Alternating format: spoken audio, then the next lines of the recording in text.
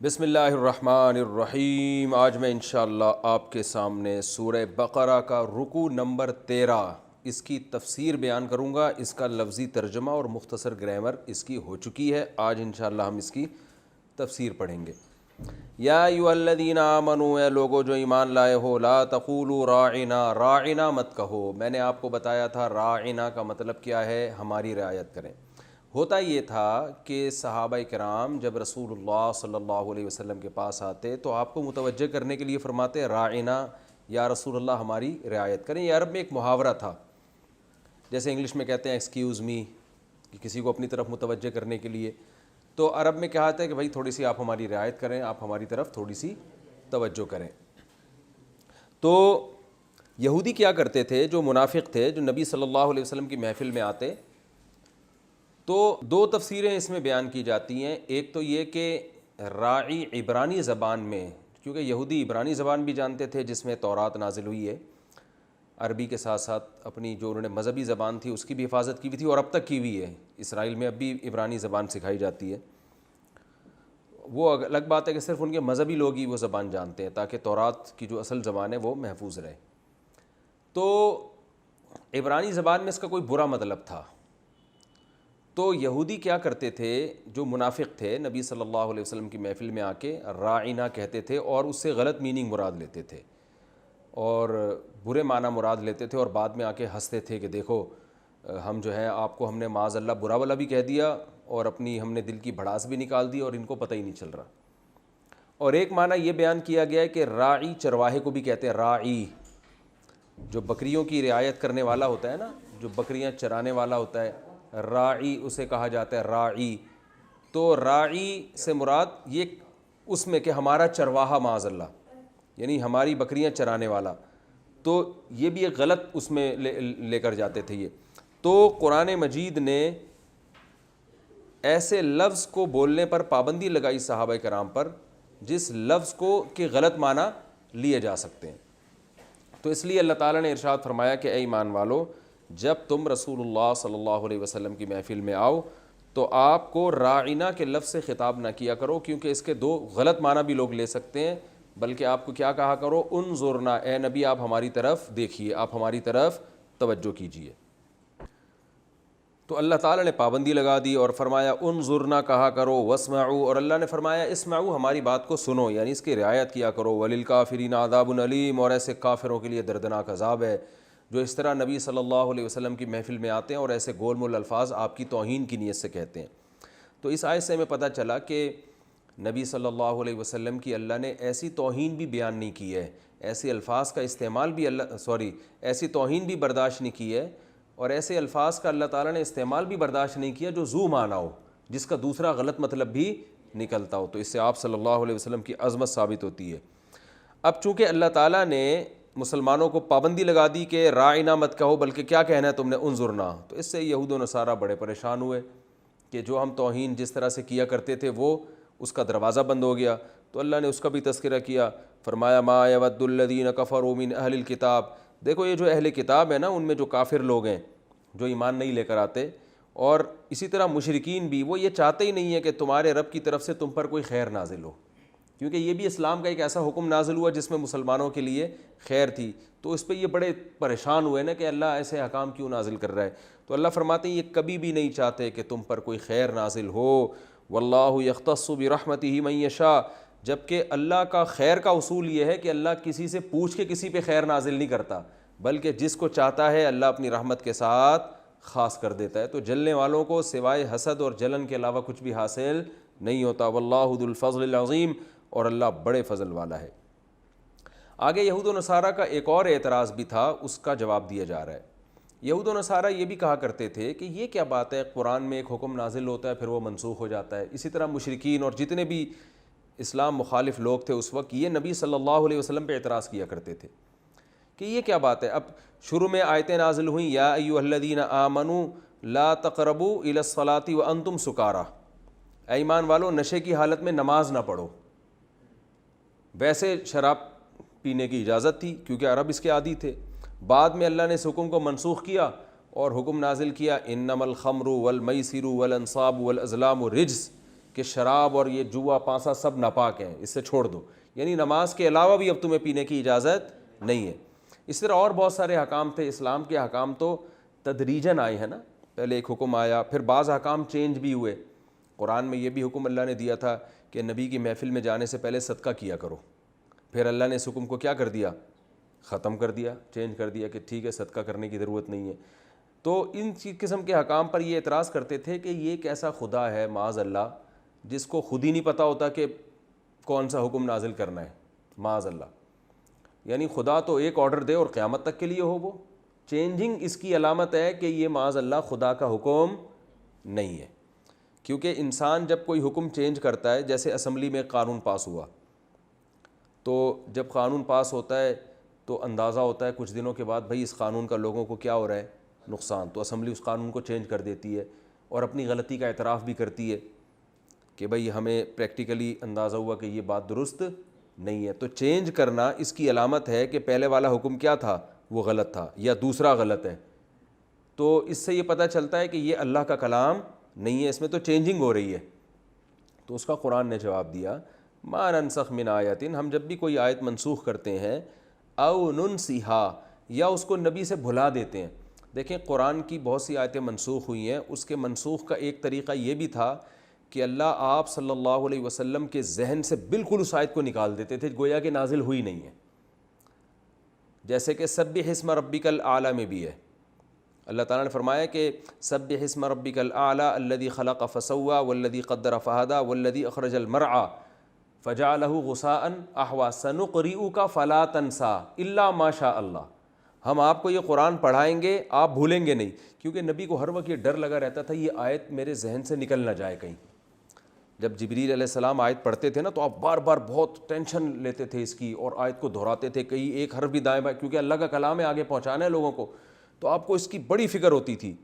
تو سورہ قیامہ میں بھی اللہ نے فرمایا کہ لا تعجل بہ، کہ آپ جلدی نہ کریں، ان علینا جمعہ و قرآنہ، آپ کو بس جو آیت بتائی جا رہی ہے آپ ایک دفعہ زبان سے پڑھ لیں اس کو، کیونکہ اس قرآن کو جمع کرنا اور اس کی حفاظت کرنا یہ ہماری ذمہ داری ہے، آپ اتنی ٹینشن نہ لیں، اللہ آپ کو یہ آیتیں بھولنے نہیں دے گا۔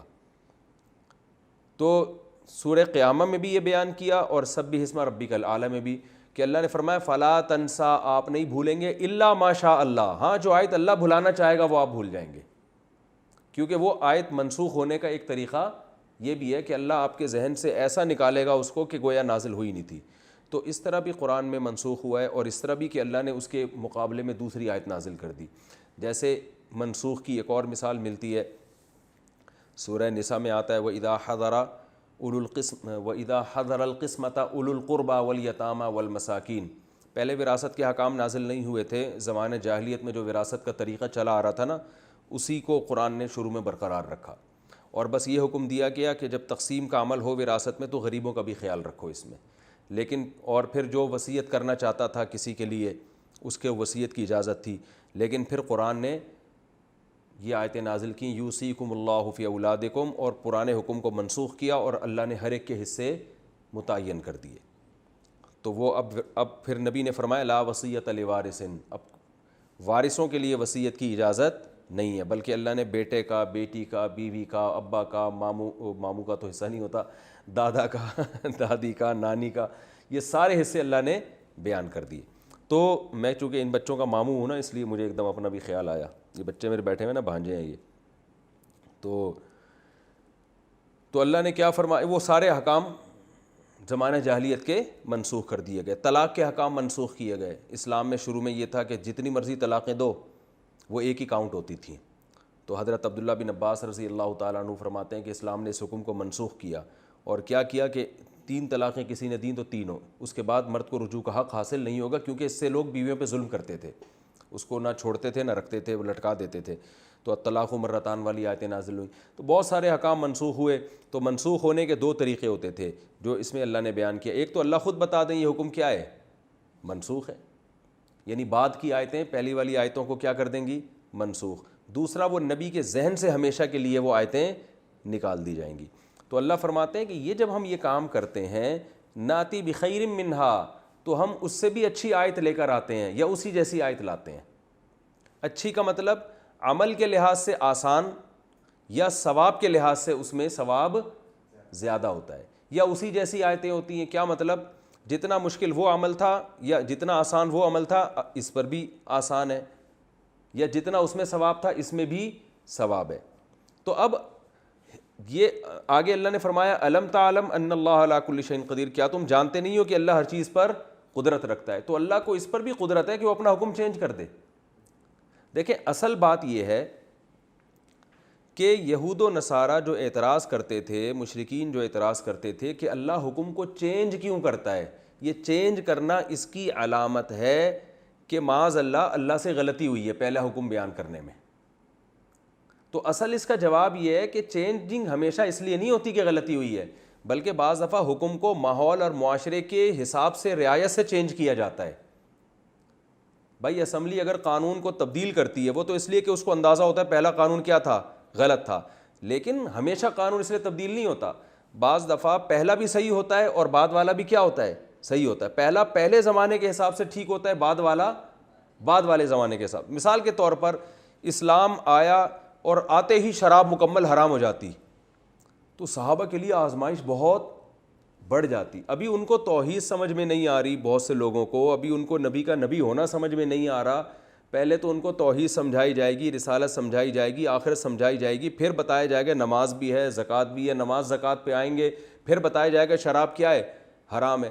تو اگر اس زمانے میں سارے حکام ایک ہی دن میں نازل ہو جاتے تو کون اسلام پہ چلتا؟ پھر جو اسلام میں داخلہ بند ہو جاتا. تو اللہ کی رحمت نے اس بات کا تقاضا کیا کہ بھائی ان کو زمانے کے حساب سے آہستہ آہستہ احکام دیے جائیں، ان کو بتایا جائے.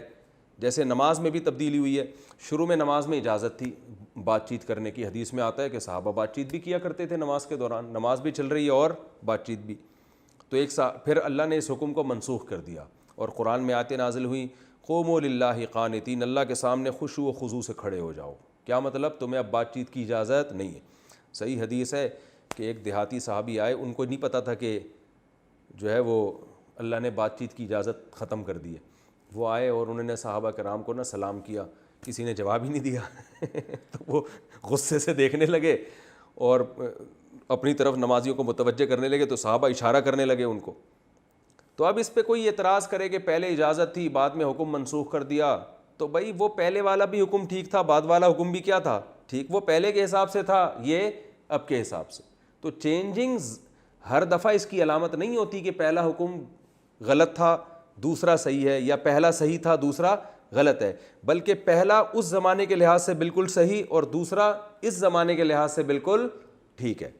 تو اللہ نے جو اصل جواب تھا وہ دیا نہیں ہے ان آیتوں میں، اس لیے کہ بعض دفعہ جواب جب بہت واضح ہوتا ہے نا تو وہ جواب دے کر اپنی دلیل گویا کمزور کرنے کے مترادف ہوتی ہے. بعض باتیں اتنی واضح ہوتی ہیں نا کہ اگر آپ ان کو دلائل سے ثابت کرنے لگ جاؤ تو یہ اس کی علامت ہوتی ہے گویا آپ نے یہ مان لیا کہ سامنے والا جو بات کر رہا ہے وہ بھی کیا ہے، مضبوط ہے، اور دلیل سے اس کا جواب دینے کی ہمیں ضرورت ہے. تو اس لیے اللہ نے جواب یہ دیا کہ الم تعلم ان اللہ علی کل شیء قدیر، کیا تمہیں پتہ نہیں اللہ کو ہر چیز پر قدرت ہے؟ بھائی اللہ کو یہ اختیار ہے کہ وہ پہلے کچھ اور حکم دے بعد میں اس کو کیا کر دے، چینج کر دے. تو اللہ سے کون پوچھے گا کہ پہلے یہ کیوں اور یہ تو تمہارا سوال ہی کیا ہے، احمقانہ ہے. اور وہ ہے اللہ، تو ظاہر ہے اس کا کوئی بھی آرڈر حکمت اور مصلحت سے خالی نہیں ہے. ہاں علماء کا اس پر اتفاق ہے کہ جو اسلامی احکام ایک دفعہ نازل ہوئے اور اس کے اگینسٹ کوئی دوسرا حکم نازل نہیں ہوا تو اور نبی صلی اللہ علیہ وسلم کی وفات ہو گئی تو اب قیامت تک اس میں چینجنگ نہیں ہو سکتی، کیونکہ منسوخ کرنے کا اختیار صرف اللہ کو ہے، اور اللہ وحی کے ذریعے منسوخ کرتا ہے قرآن میں یا حدیث کے ذریعے. اور اب نبی کے دنیا سے جانے کے بعد قرآن کے نزول کا راستہ بھی بند اور نبی صلی اللہ علیہ وسلم کی حدیث کا راستہ بھی کیا ہو گیا، بند. تو اب جب نبی دنیا سے چلے گئے تو جو حکم منسوخ ہونا تھا ہو گیا، اب قیامت تک کوئی حکم منسوخ نہیں ہوگا. اب کوئی پروفیسر اٹھ کے کہتے ہیں ایکچولی زمانے کے لحاظ سے یہ جو ہے اس کی اجازت دے دینی چاہیے، اور نمازیں 5 بہت مشکل ہو رہی ہیں تو 4 کر دینی چاہیے، پہلے لوگ فارغ ہوا کرتے تھے اب کیا ہیں، مصروف ہیں. تو یہ غلط ہوگا، کیونکہ اللہ تعالیٰ نے جب نبی صلی اللہ علیہ وسلم کو دنیا سے اٹھا لیا تو یہ اٹھانا اس کی علامت ہے کہ اسلام اب کمپلیٹ ہو چکا ہے اور اللہ کو پتہ ہے کہ قیامت تک آنے والے انسانوں کے لیے جو اب میں نے آرڈر جو آخر میں رکھے ہیں وہ اب قیامت تک انسانوں کے لیے کیا ہیں؟ سوٹیبل ہیں. اور وہ قیامت جو چینجنگ کرنی تھی اللہ نے کر دی ہے. اب یہ نہیں ہو سکتا کہ جی شراب کو ہم کسی کو فتویٰ دے دیں آپ کے لیے جائز ہے, تھوڑا پہلے مکمل دین پہ آ جائیں تو پھر آپ پہ بھی پابندی لگ جائے گی. نہیں بھائی, جو غیر مسلم آج اسلام قبول کر رہا ہے اسی دن سے شراب اس کے لیے کیا ہے؟ حرام ہے. شروع میں روزے فرض نہیں تھے, رمضان کے روزے, اب بعد میں فرض ہوئے ہیں. تو اب یہ نہیں کہہ سکتے کہ کوئی غیر مسلم نے اسلام قبول کیا ہے تو ہم یہ کہیں کہ چونکہ اسلام میں بھی شروع میں روزے فرض نہیں تھے تو آپ بھی نئے نئے مسلمان ہوئے تو ابھی فی الحال آپ پہ بھی فرض نہیں ہے, جب پکے ہو جاؤ گے تو فرض ہو جائیں گے. نا نا نا نا نا, اب چینجنگ, کیونکہ چینجنگ کی اجازت کس کو ہے؟ اللہ کو. تو جتنی چینجنگ اللہ نے کرنی تھی وہ کیا ہے؟ ہو چکی ہے. کیونکہ بعض لوگ براڈ مائنڈیڈ ہوتے ہیں نا, تو وہ پھر اس طرح کی آیتوں سے قیاس کر کے خود ہی حکم میں چینجنگ کرتے رہتے ہیں. تو اللہ نے بتایا کہ کیا تمہیں پتہ نہیں ہے اللہ ہر چیز پر قدرت رکھتا ہے؟ تو منسوخ کرنے کی قدرت بھی صرف اور صرف اللہ کے پاس ہے, کسی مفتی کے پاس نہیں ہے. البتہ کچھ احکام ایسے ہیں جو اسلام نے رکھے ہی زمانے کے حساب سے ہیں, وہ مقصود نہیں ہوتے, تو وہ زمانے کے حساب سے کیا ہو سکتے ہیں؟ چینج ہو سکتے ہیں, کیونکہ وہ اسلام نے ان میں پہلے سے ہی لچک رکھی ہے. وہ یعنی وہ احکام بذات خود مقصود نہیں ہے, بلکہ مقصود کا کیا ہے؟ ذریعہ ہے. تو وہ ذریعہ مقصود ہیں. تو ذریعہ جو ہے نا کسی بھی چیز کا وہ ہر دور کے لحاظ سے چینج ہوتا رہتا ہے. جیسے اس زمانے میں لوگ تبلیغ پہ پیدل جاتے تھے, گدھے پہ جاتے تھے. ہم کیا چونکہ نبی گدھے پر گئے ہیں تو اب, اور نبی صلی اللہ علیہ وسلم کا جب وصال ہوا تو اس وقت بھی آپ اونٹ کی سواری کرتے تھے, تو لہٰذا اونٹ پہ جانا ہی اب تبلیغ ہے, اب یہ حکم چینج نہیں ہو سکتا. تو ہم کہیں گے بھائی وہ اس زمانے کے لحاظ سے تھا, اب کیا جہازوں کا دور ہے. تو چونکہ اصل مقصد تبلیغ ہے, سواری اصل مقصد نہیں ہے, وہ اس کا ذریعہ ہے. تو زمانے کے لحاظ سے ذرائع کیا ہوتے چلے جائیں گے؟ چینج ہوتے چلے جائیں گے. تو اللہ نے ارشاد فرمایا ما ننسخ من آیت, کہ ہم جو بھی آیت منسوخ کرتے ہیں یا اسے آپ کے ذہن سے بھلا دیتے ہیں تو ہم اس سے بہتر آیت لے کر آتے ہیں, یا ہم اسی جیسی آیت لے کر آتے ہیں. یعنی کیا مطلب؟ جیسی وہ درست تھی یہ والی بھی کیا ہے؟ درست, بلکہ بعض دفعہ اس سے بھی اچھی لے آتے ہیں. اچھی کا مطلب ثواب کے لحاظ سے ایسا حکم دے دیتے ہیں جس میں ثواب اس سے زیادہ ہوتا ہے, یا اس لحاظ سے اچھی ہوتی ہے کہ پہلے حکم مشکل تھا اب کیا کر دیتے ہیں؟ آسان کر دیتے ہیں. اور پہلے آسان تھا اب مشکل کر دیا, لیکن ثواب میں کیا کر دیا؟ اضافہ. تو اللہ کی حکمت اس کا تقاضا کرتی ہے کہ ہر آنے والا دن مسلمانوں کے لیے پہلے سے بہتر ہو. آگے اللہ فرماتے ہیں الم تعلم ان اللہ لہ ملک السماوات والارض, کیا تمہیں معلوم نہیں ہے کہ اللہ کے لیے آسمانوں اور زمین کی بادشاہی ہے. تو بادشاہ کو تو یہ اختیارات ہوتے ہیں نا کہ آج وہ آرڈر دے رہا ہے کل اس آرڈر کو کیا کرے؟ چینج کر دے. اور اس میں بندوں کی آزمائش بھی ہے, بلکہ یہ خود اللہ کے برحق معبود ہونے کی ایک علامت ہے کہ اگر آپ اس کو اختیارات اس سے چھین لو گے تو وہ معبود تھوڑی ہوگا, وہ بادشاہ تھوڑی ہوگا. وما لکم, دیکھو آپ نے دیکھا ہوگا بڑے بڑے آفیسر کسی کو کہتے ہیں نا, کوئی کام کہتے ہیں جا بھائی تو یہ لے کر آ, چائے لے آ, وہ لے کر آیا, آپ اسے کہتے ہیں یار ابھی میرا موڈ ختم ہو گیا, اس کو واپس وہاں لے جا کے رکھ دو. وہ کہتے ہیں سر آپ نے, وہ اس کو یہ اجازت ہوتی ہے کہہ کہ سر آپ نے پہلے منگوائی کی تھی. تو سر اسے کیا کہیں گے؟ بھائی تو یہاں پر جاب کر رہا ہے نا, تجھے خدمت کی تنخواہ دی جا رہی ہے, تجھے جو کہا جا رہا ہے وہ کر. بعض دفعہ یہ باس آزمانے کے لیے بھی کرتا ہے کہ یہ اپنے آپ کو ملازم سمجھتا بھی ہے کہ نہیں سمجھتا. تو اللہ کی ایک حکمت یہ بھی ہو سکتی ہے کہ یہ لوگ مجھے معبود حقیقت میں سمجھتے بھی ہیں کہ نہیں سمجھتے. تو صحابہ کرام جو حکم آتا تھا دل و جان سے اس کو تسلیم کرتے تھے کہ بھائی پہلے اللہ نے وہ حکم دیا, اب یہ دیا ہے تو اب ہم اس کو فالو کریں گے. اور جو نہ ماننے والے تھے, منافق تھے, وہ اسی میں عیب نکالتے رہتے, یار یہ کیا ہے, پہلے یہ کہا جا رہا تھا اب کیا کہا جا رہا ہے, اب یہ کہا جا رہا ہے. تو بھائی تمہیں آم کھانے سے مطلب ہے یا پیڑ گننے سے مطلب ہے؟ اللہ فرماتے ہیں وما لکم من دون اللہ من ولی ولا نصیر, اللہ کے علاوہ تمہارا کوئی دوست اور مددگار نہیں ہے, لہذا جیسے جیسے حکم دے رہا ہے ویسے ویسے عمل کرتے چلو. ام تریدون ان تسألوا رسولکم, اللہ پھر یہودیوں سے خطاب کر رہے ہیں کہ جس قسم کے بیہودہ سوال تم نے حضرت موسیٰ سے کیے, تو تمہارے درمیان جو رسول ہیں, جو حقیقت میں تمہارے رسول بھی ہیں اگرچہ تم نہیں مانتے, تو کیا, کیونکہ اس طرح کے سوالات زیادہ تر منافقین کرتے تھے جن کا زبانی دعویٰ یہ تھا کہ ہم آپ کو رسول مانتے ہیں. تو اللہ فرماتے ہیں کیا تم اپنے پیغمبر سے اسی قسم کے سوال کرو گے جیسے موسیٰ سے سوال تو کیے گئے ہیں الٹے سیدھے؟ تم نے حضرت موسیٰ کو بھی پریشان کیا تھا. وہ سوال کیا تھے؟ وہ سوال یہی تھے کہ ہم جب تک اللہ کو دیکھ نہیں لیں گے ایمان نہیں لے کر آئیں گے, اور اللہ ہم سے جب تک ہم کلام نہیں ہوگا ہم ایمان نہیں لے کر آئیں گے. تو تم بھی اس طرح کے ان نبی سے بھی اس طرح کے بیہودہ سوال پوچھ رہے ہو کہ یہ والی آیت منسوخ کیوں ہو گئی, پہلے یہ والا حکم کیوں تھا, اب یہ والا حکم کیوں نہیں ہے. اسی طرح بعض یہودی یہ بھی کہتے تھے, قرآن میں دوسری جگہ پر آتا ہے کہ اے نبی, اے محمد صلی اللہ علیہ وسلم, ہم جب تک آپ پر ایمان نہیں لے کر آئیں گے جب تک ہم اللہ کو اپنی آنکھوں سے دیکھ نہیں لیں گے. تو وہ سارے جو الٹے سیدھے انہوں نے سوالات حضرت موسیٰ سے کیے تھے, وہی سوالات آپ صلی اللہ علیہ وسلم سے بھی کیا کرتے تھے. بعض یہود نے یہ بھی کہا کہ تورات جو آسمان سے نازل ہوئی ہے وہ تو ایک ہی دفعہ میں نازل ہوئی ہے, تو قرآن آہستہ آہستہ کیوں نازل ہو رہا ہے. تو وہ کہتے تھے یہ ایک ہی دفعہ میں نازل ہوگا تو ہم ایمان لائیں گے, ورنہ ایمان نہیں لے کر آئیں گے. تو اس کا جواب قرآن نے دوسرے مقام پر دیا کہ تمام پیغمبروں پر وہی ایسے ہی آئی ہے جیسے محمد صلی اللہ علیہ وسلم پر آ رہی ہے. وہ تو حضرت موسیٰ کی خصوصیت تھی کہ ایک یکمش کتاب مل گئی, ورنہ تمام پیغمبروں پر ایسے ہی آہستہ آہستہ ہی وہی آیا کرتی تھی. تو اللہ نے یہود کو کہا کہ تم ان رسول سے ایسے ہی سوال پوچھتے ہو جیسے موسیٰ علیہ السلام سے پوچھا گیا. وَمَن يَتَبَدَّلِ الْكُفْرَ بِالْإِيمَانِ, تو یاد رکھو جو بھی ایمان کے بدلے میں کفر کو اختیار کرے گا, کیونکہ یہ بیہودہ سوالات اس کی علامت ہے کہ تم ایمان چاہتے نہیں ہو, تو یاد رکھو فقد ضل سواء السبیل, وہ سیدھے راستے سے دور ہو جائے گا, یعنی تم اس میں اپنا ہی نقصان کر رہے ہو. آگے اللہ اہل اسلام کو بھی تسلی دیتے ہیں, کیونکہ اہل یہود کے اس قسم کے بیہودہ اعتراضات کی وجہ سے مسلمان بھی کنفیوز ہو جاتے تھے. جو کمزور ایمان والے نئے نئے مسلمان تھے وہ متاثر بھی ہوتے تھے, اور جو پکے ایمان والے وہ غمزدہ ہوتے تھے کہ یہ کس, یعنی ظاہر ہے انسان کی فطرت ہے. تو اللہ نے ارشاد فرمایا کہ دیکھو یہ جو اہل کتاب جو کچھ تمہارے خلاف کر رہے ہیں نا, اس کے پیچھے مضبوط دلیل نہیں ہے بلکہ جیلسی اور حسد ہے, کیونکہ تمہارا مذہب اتنا پیارا, اتنا خالص اور اوریجنل مذہب ہے, ان کے مذہب میں تحریف ہو چکی ہے. تو اب ان کو تمہارے اس خوبصورت مذہب اور خوبصورت تعلیمات سے کیا ہو رہا ہے, حسد. حقیقت بات ہے کہ جو اسلام اگر کسی کی حقیقی زندگی میں نظر آئے نا تو وہ اتنا پیارا ہے کہ اس سے غیر مسلم یا تو متاثر ہوگا یا اس حسد کا شکار ہو جائے گا, دونوں میں سے ایک کام ہوگا. تو اللہ فرماتے ہیں وَدَّ کثیر من اہل الکتاب, یہ جو اہل کتاب اس قسم کے بیہودہ اعتراضات کرتے ہیں نا, آیتیں منسوخ کیوں ہو رہی ہیں, اللہ نظر کیوں نہیں آ رہا, تورات تو ایک دفعہ نازل ہو گئی تھی, قرآن آہستہ آہستہ نازل کیوں ہو رہا ہے. تو اللہ فرماتے ہیں اس کا اصل مقصد یہ ہے کہ اہل کتاب میں بہت سے یہ چاہتے ہیں لَوْ يَرُدُّونَكُم مِّن بَعْدِ ایمانکم کفارا, تم ایمان لانے کے بعد دوبارہ کیا بن جاؤ, کافر بن جاؤ. اور یہ سب کچھ اس لیے کر رہے ہیں حسدا من عند انفسہم, ان کے دل میں کیا ہے, حسد, کہ یار اتنا پیارا مذہب یہ فالو کر رہے ہیں, ہمارے مذہب کی تو پول پٹیاں کھل گئی ہیں. اور فرمایا من بعد ما تبین لہم الحق, حالانکہ ان کو پتہ ہے کہ حق کیا ہے, حق واضح ہو چکا ہے. اب اللہ نے فرمایا تم نے ان سے لڑنا نہیں ہے.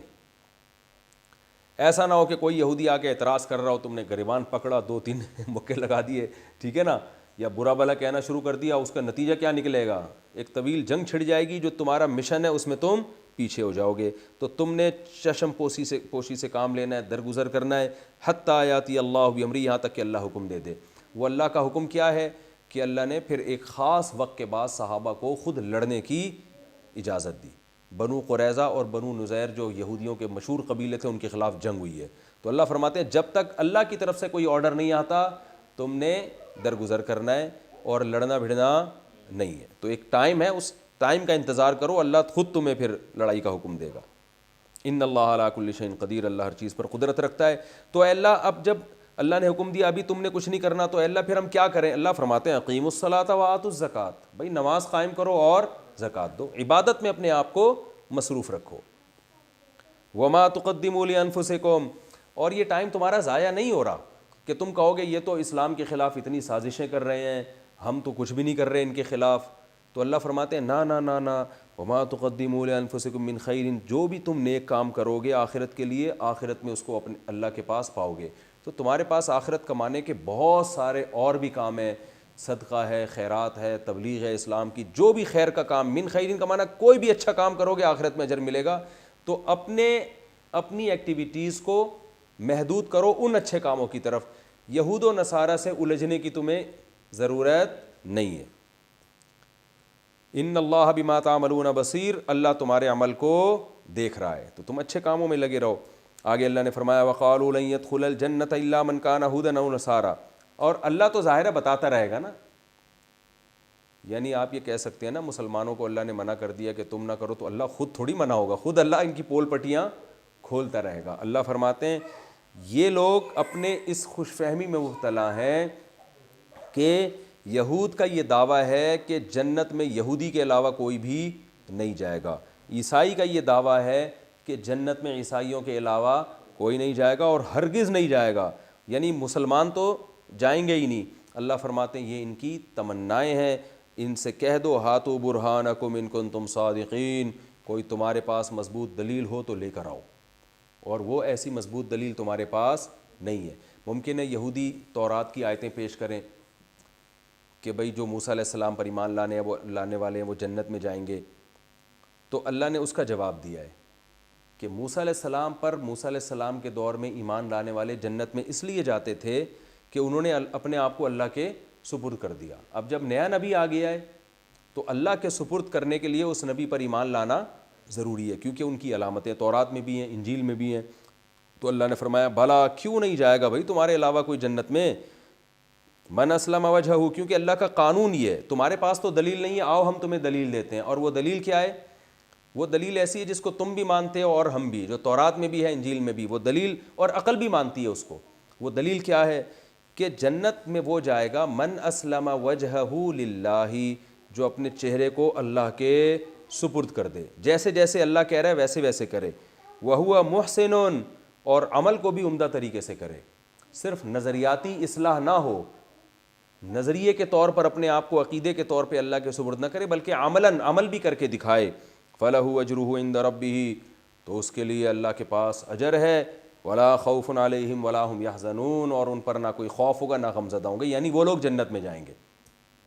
تو اس معیار ہے، یہ ہے اصل معیار جنت اور جہنم کا۔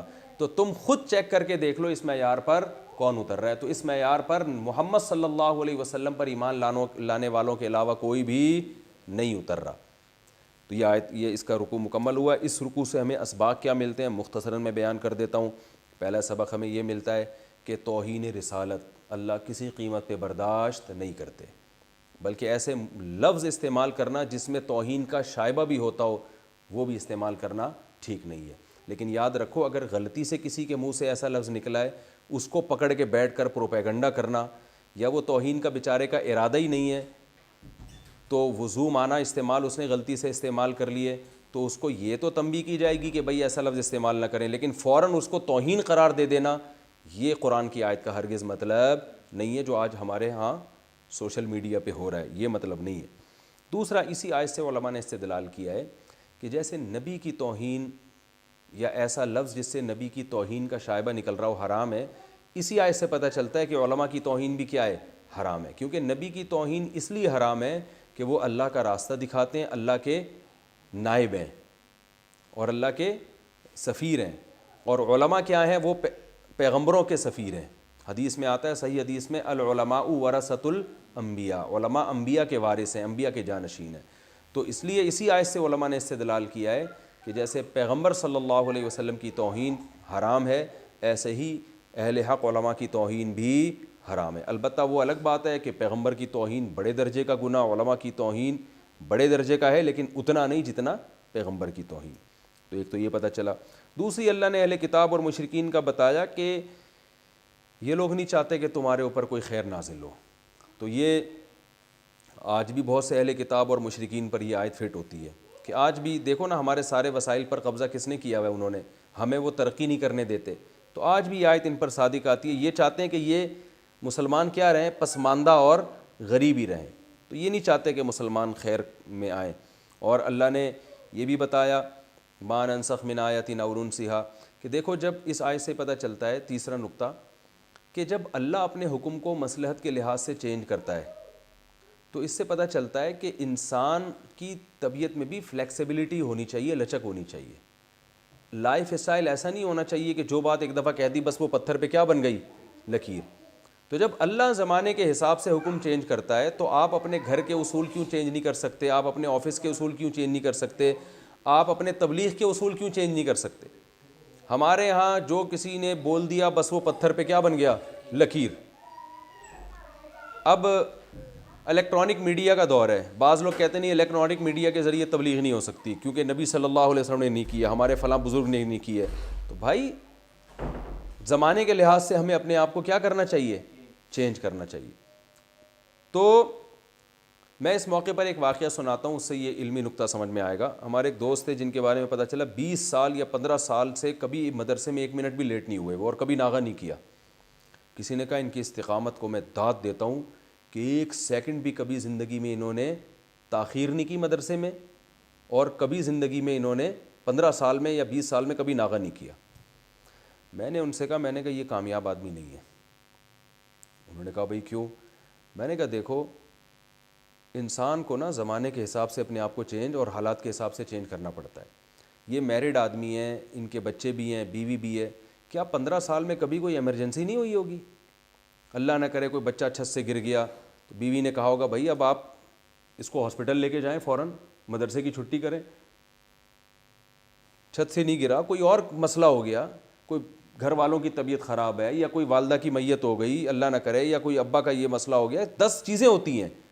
تو عقل مند آدمی کیا کرتا ہے؟ بولتا ہے بھائی 2 اہم کاموں میں سے جو زیادہ اہم ہے اس کو کیا کرتا ہے ایسے موقع پہ؟ ترجیح کہتے ہیں کہ کوئی بات نہیں یار، ریکارڈ تھوڑی قائم کرنا ہے ہم نے کہ ہم کبھی چھٹی نہیں کرتے، آج چھٹی کر لیتے ہیں، آج یہ کام اس سے زیادہ اہم ہے. یا تو ہو رہا ہے کہ محاذ پہ کوئی جنگ ہو رہی ہے، کسی فوجی کو چھٹی کرنے کی اجازت نہیں اس لیے کہ ایمرجنسی لگی ہوئی ہے، انڈیا حملہ نہ کر دے یا کوئی دوسرا ملک حملہ نہ کر دے. وہاں تو یہ بات سمجھ میں آتی ہے کہ بھائی وہاں تو چلو امی کا اللہ نہ کرے کوئی انتقال بھی ہو جائے، آدمی کہتا ہے بھائی وہ ملک کے دفاع کرنا وہ فی الحال زیادہ اہم ہے، ٹھیک ہے نا، کیونکہ اگر میں نے بارڈر پہ نہیں گیا تو بہت سی امیوں کا انتقال ہو جائے گا پھر، ٹھیک ہے نا، تو جنازے میں شرکت نہ کرے تو وہ تو ٹھیک ہے. لیکن ایسی کوئی ایمرجنسی نہیں ہے تو پھر تو انسان کو جو طبیعت میں اگر لچک نہیں ہوگی تو وہ انسان کامیاب نہیں ہوگا. وہ ریکارڈ تو قائم کر لے گا، گینز بک آف ورلڈ میں اپنے نام تو لکھوا لے گا، لیکن وہ ایک فیلڈ میں کامیاب ہوگا، گھریلو لائف میں کیا ہو جائے گا؟ وہ ناکام، یا اور کسی دوسری جگہ وہ گڑبڑ کر رہا ہوگا. تو اس آیت سے ہمیں یہ بھی پتہ چلتا ہے کہ بھئی جب اللہ زمانے کے لحاظ سے حکم کو چینج کر دیتا ہے تو انسان میں تو اس سے زیادہ لچک ہونی چاہیے. یہ جو تکبر ہے نا کہ بس جو میں نے کہہ دیا آرڈر از آرڈر اور وہ چینج نہیں ہو سکتا، یہ غلط ہے. یہ بھی ہمیں پتہ چلتا ہے کہ بیہودہ سوالات پوچھنا یہ بھی اللہ کو پسند نہیں ہے. جیسے یہودیوں نے الٹا سوال کیا، اللہ آیتیں منسوخ کیوں کر دیتا ہے، یا ہمیں اللہ نظر کیوں نہیں آ رہا. تو آج لوگ علماء سے بھی الٹے سوالات پوچھتے ہیں. تو علماء سے بھی وہ سوالات پوچھنے چاہیے جن کا آپ کا پریکٹیکل لائف سے، عملی زندگی سے تعلق ہو. تو علماء انبیاء کے وارث ہیں، ان سے بھی الٹے سوالات پوچھنے کی اجازت نہیں ہے. لوگ پوچھ رہے ہوتے ہیں بیکار قسم کے اعتراضات، بیکار قسم کے کر رہے ہوتے ہیں. بلکہ علماء تو کیا، آپ کسی بھی شعبے میں کسی کو فالو کر رہے ہیں تو سوال پوچھنے سے پہلے آپ کو سوچنا چاہیے. ڈاکٹر سے بھی اگر آپ علاج کر رہے ہیں نا تو اس سے بھی کوئی بات پوچھتے ہیں تو پہلے سوچیں کہ یہ پوچھنے کی ہے یا نہیں ہے. لوگ کسی ڈاکٹر کے پاس جا کے بیٹھتے ہیں نا، وہ نسخہ لکھ رہا ہوتا ہے تو وہ الٹی چیزیں پوچھنا شروع کر دیتے ہیں. ڈاکٹر کو غصہ آ جاتا ہے کہ بھائی تو کیا پوچھ رہا ہے. اب مثال کے طور پر آپ کا گلا خراب ہے، آپ ڈاکٹر سے پوچھ رہے ہیں ڈاکٹر صاحب میں املی کھا سکتا ہوں؟ تو ڈاکٹر کیا بولے گا؟ بھائی تو ساری دنیا کو پتہ ہے گلا جب خراب ہو تو املی نہیں کھا سکتے، اور آپ کو بھی پتہ ہے، تو یہ کوئی پوچھنے کی بات تھوڑی ہے. تو یہ کچھ مخصوص قسم کے لوگ ہوتے ہیں جن کا کام ہوتا ہے اپنا بھی ٹائم ویسٹ کرنا اور دوسرے کا بھی. تو یہ صرف علماء سے نہیں ان کا تعلق ہوتا ہے، ہر شعبے میں ہوتے ہیں. تو اللہ نے فرمایا کہ تم ایسے ہی سوال نہ مت پوچھو جیسے تم نے موسیٰ علیہ السلام سے سوالات پوچھ کے ان کو پریشان کیا تھا. اور اس رکوع میں ہمیں ایک نقطہ یہ بھی پتہ چلتا ہے کہ غیر مسلموں میں بہت سے یہ چاہتے ہیں کہ مسلمان کافر ہو جائیں، لیکن ان کا مقصد خیر خواہی نہیں ہے، بلکہ ان کا مقصد یہ ہے کہ جیسے ہم تباہ ہوئے نا، ہمارا نظام تباہ ہو گیا، ان کا نظام بھی کیا ہو جائے، اسی طرح برباد ہو جائے. یہ جو آج کل فیملی پلاننگ میں نسل روکنے کی باتیں ہو رہی ہیں نا، ایک پوری دنیا میں مہم چل رہی ہے، اس کا مقصد یہ نہیں ہے کہ آپ کے بچے کم ہوں گے تو آپ کے وسائل زیادہ ہوں گے تو آپ کھلا کھائیں گے اور مزے اڑائیں گے. نا نا نا نا، ان کو پتہ ہے کہ ان کی افرادی قوت بڑھ گئی تو یہ طاقتور ہو جائیں گے، کمانے والے زیادہ اور کھانے والے کم. تو حسد ہے، حسد کی وجہ سے یہ چاہتے ہیں کہ ہمارا فیملی سسٹم ایسے ہی تباہ ہو جائے جیسا ان کا تباہ ہوا. تو اللہ نے اس میں بھی ہمیں تنبیہ کی ہے کہ یہ لوگ چاہتے ہیں کہ تم بھی انہی جیسے بن جاؤ. اور اس میں نماز اور زکوٰۃ کا بھی ہے. اور اللہ نے اس میں یہ بھی اصول بیان کر دیا کہ جنت کسی قوم کے ساتھ خاص نہیں ہے. آج بھی بعض لوگ کہتے ہیں ہم فلاں بزرگ کے خاندان میں پیدا ہوئے تو ہم تو جنت میں ہی جائیں گے، اور ہم تو فلاں پیر بابے کے ہاتھ میں بیعت ہو گئے. تو اللہ نے اصول بیان کر دیا کہ بھئی جنت میں جائے گا، کامیاب ہوگا جو اپنے آپ کو کس کے سپرد کر دے، اللہ کے. تو عمل کے لحاظ سے ہر ایک کو ہمیں پرکھنا چاہیے، کسی کے روحانی ٹوپی ڈراموں سے ہمیں متاثر نہیں ہونا. پریکٹیکل لائف کو دیکھنا ہے کہ عملی زندگی میں یہ کیسا ہے. اپنے آپ کو سب سے پہلے اس پہ پرکھنا ہے. تو یہ رکوع کمپلیٹ ہوا. اللہ تعالیٰ سے دعا ہے کہ اللہ تعالیٰ سمجھنے کی، عمل کرنے کی توفیق عطا فرمائے. وما علینا الا البلاغ.